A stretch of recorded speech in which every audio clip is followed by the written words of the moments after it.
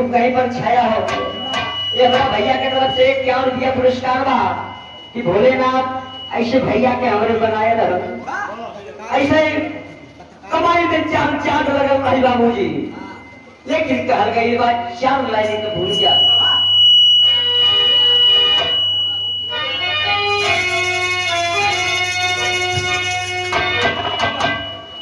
राहुल भाई देखा सीटी न दे भाई हल्का कम बजे चली।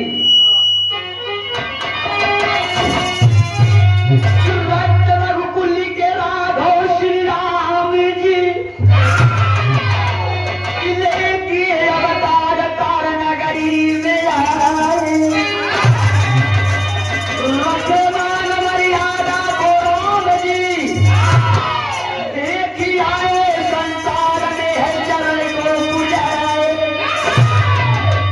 बाग में बाग नगरी अयोध्या सजी आपको किला फिर चकई चकोरी सोहाए। मेघना प्रेम दशरथ नगर में डमरुआ अपनी लीला दिखाए।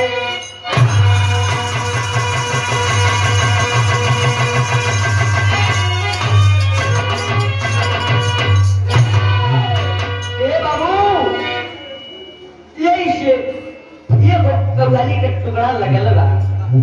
अब कैसे रात बनी बजा के